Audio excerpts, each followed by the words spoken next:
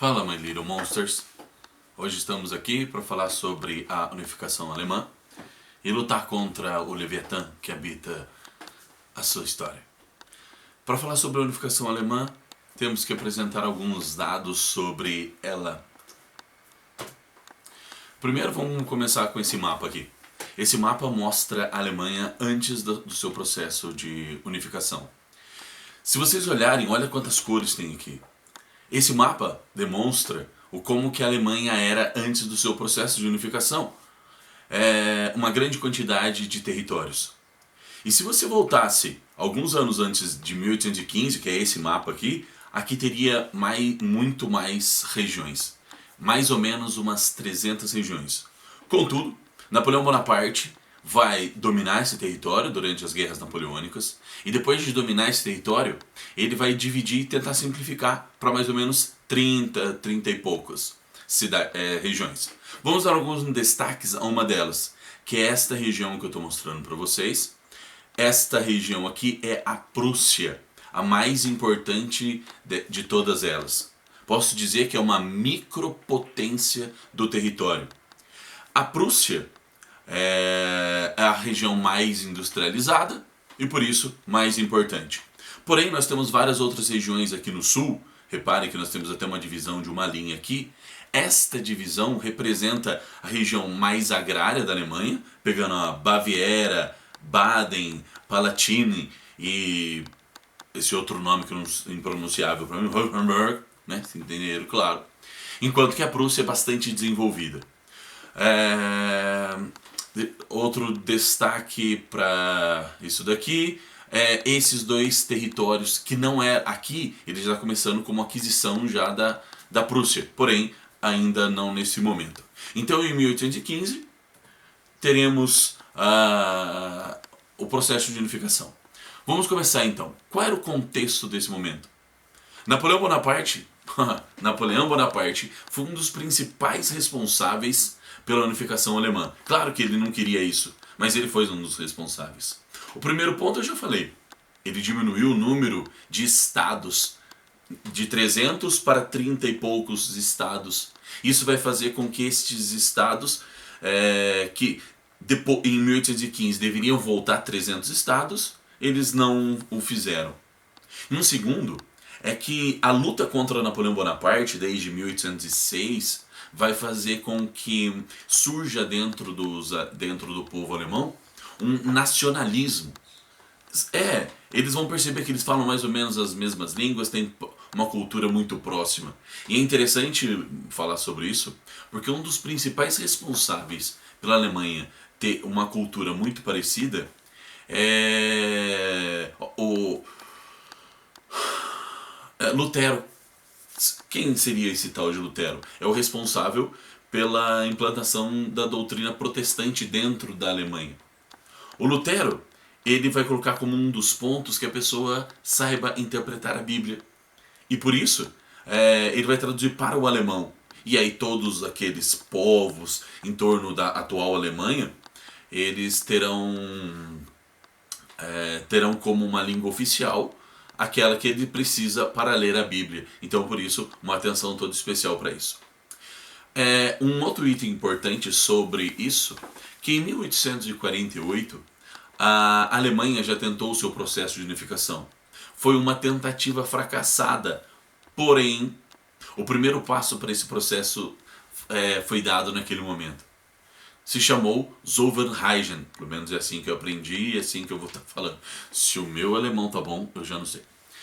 O que seria essa Zollvereinigung que está marcado aqui com esse nomezinho bonitinho?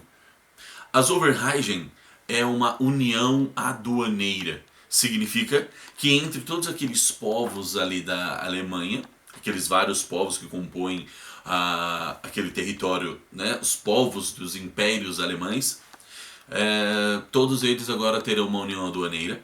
Significa que os preços dos impostos são todos pequenos. Então sair de um estado e ir para outro vai ser facilitado pela Zollvereinigung. Essa charge aqui de baixo é interessante porque dizem que tinha alguns estados que eram tão pequenos, que, olha só, a carroça era maior do que o próprio estado. Repare que uma parte da carroça aqui, ó, como vocês podem ver, ela está num estado, a metade dela em outro estado e a outra metade em outro estado, fazendo uma alegoria de quão pequena era a Alemanha. Essas Overhagen vai unificar os povos alemães através da economia, ainda não de forma política. Então, Overhagen, política.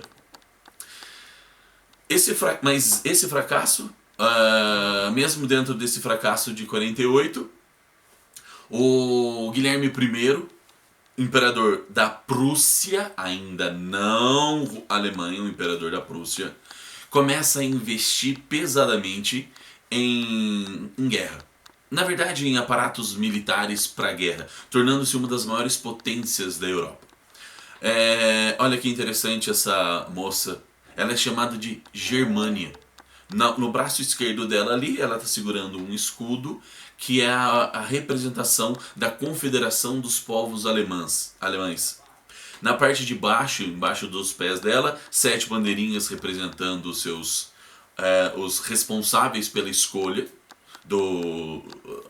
das escolhas políticas, uma espada em sua mão, mostrando sua devoção, e ao lado do pé direito dela, a coroa do Sacro Império Germânico, lembrando que já existiu o Sacro Império antes de Napoleão chegar naquela região.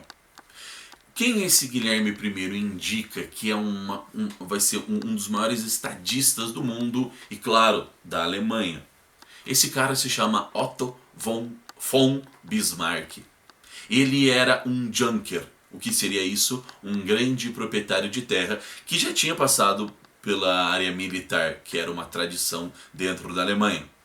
Ele vai incentivar muito a economia alemã neste ponto. Ele era um Junker que tinha um pensamento burguês, logo ele também faz uma política para esta burguesia. Quando o Bismarck olha para trás, e por que em 48 não deu certo, ele chega à conclusão de que um dos motivos que era necessário para alcançar isso uma política a ferro e sangue. Talvez ele leu Valesca Popozuda e percebeu que tiro, porrada e bomba que resolve o problema. Beleza, vamos olhar para a carinha dele. Esse é o grande Otto von Bismarck. Ali embaixo a assinatura dele, como todo mundo consegue perceber, a assinatura dele ali embaixo. Ali, um pouco abaixo da assinatura dele, tem o brasão da família dele. E vamos à frase dele, que é belíssima. Os grandes problemas da época não se resolvem com discursos nem votação de maioria, mas com ferro e sangue. Leu Valesca Popozuda. Certeza. Vamos falar sobre então essas guerras. Na realidade, nós teremos 3 guerras importantes. A primeira dela, chamada de Guerra dos Ducados, que começa em 64, quando nós podemos dizer que é o início do processo da unificação alemã. Começa em 64 com a Guerra dos Ducados. A Prússia mais a Áustria, uma das suas principais inimigas de 48, que dificultou o seu processo de unificação, se unem agora para lutar contra os ducados. Nesta guerra contra a Dinamarca, deu-se a vitória para a Prússia e para a Áustria. Cada uma deveria ficar com um dos territórios. Beleza. Só que, 2 anos depois, a Prússia alega que a Áustria não está fazendo uma boa administração no território dinamarquês que lhe foi cedido, e a Prússia inicia uma guerra contra a Áustria. Isso acontece em 1866. E mais uma vez a vitória se deu para o lado prussiano. Lembre-se, o Guilherme e esse carinha que aparece aí, o da direita, com esse coisinha pontudinho aí. Esse cara, eles investiram muito em guerra, em armamento, treinamento e assim por diante. E vamos à última guerra. A Guerra Franco-Prussiana, travada em 1807 a 1. Fica fácil de decorar assim, hein? 1807-1. Essa guerra é a Guerra Franco-Prussiana, ou seja, a guerra entre franceses e prussianos. O motivo está relacionado a uma questão no trono espanhol. A França de Napoleão III, que é esse cara que aparece na imagem aí, com um bigodão e com uma barbichinha aqui, este cara vai questionar Guilherme sobre as suas intenções de também ser rei da Espanha, pois existia uma relação de parentesco entre elas. Assim, Napoleão III vai mandar uma carta para o Guilherme I, né? Mandou um Instagram ali, né? Mandou um WhatsApp ali na hora para ver o que resolvia.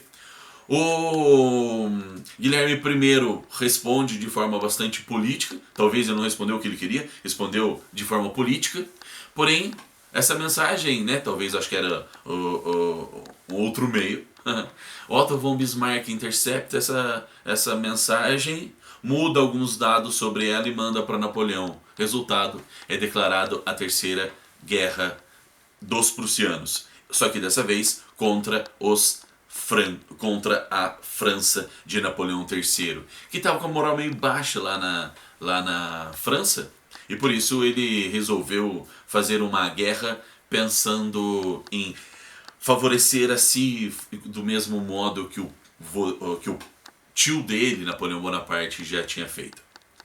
Essa imagem é feita logo depois da batalha final, aonde a França é derrotada. Reparem que nas mãos de Otto von Bismarck há uma espada que é aquela a qual o Napoleão III entregou para Bismarck, uma forma, nesse momento da história, de colocar como a derrota. E agora vem uma imagem extremamente importante. Essa imagem que vocês estão vendo é o Guilherme II da Prússia sendo coroado como Kaiser da Alemanha. A palavra Kaiser significa imperador. Então nessa foto representa o início de um novo país do mundo chamado Alemanha. Guilherme I é coroado dentro do Palácio de Versalhes. Ele não foi coroado dentro da Alemanha ou dentro da Prússia ou qualquer cidadezinha lá. Não. Ele foi coroado dentro do Palácio de Versalhes. Isso daí vai causar um revanchismo que vai atingir principalmente que vai ser um dos responsáveis pela Primeira Guerra Mundial. Os franceses, coração peludo, irão guardar dentro do seu coraçãozinho uma mágoa a qual eles vão lembrar dessa data por bastante tempo. Guilherme então é coroado, se torna um novo imperador. A Prússia deixa de ser uma mini potência e agora a Alemanha se torna uma grande potência, alterando a política daquela região. Você tem o Império Austro-Húngaro, que mesmo em processo de decadência ainda é poderoso. Você tem uma Rússia também poderosa. Temos uma França rica e poderosa, porém humilhada, uma Inglaterra. Reparem que o mapa político da Europa está se transformando. E qual foi o resultado disso? Os Estados do Sul, da antiga da região que se forma a Alemanha, agora estarão sob o comando de Guilherme I. Ele se torna então o Kaiser e o seu ministro continua sendo Otto von Bismarck, e ele implanta um governo autoritário e antiliberal.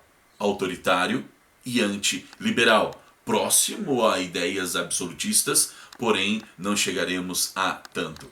E agora vamos olhar por fim este mapa. Então, todo este mapa, todas essas partes aí, é de propriedade agora alemã. Alemã em 1871, agora apresentada ao mundo. Hashtag pronto, falei.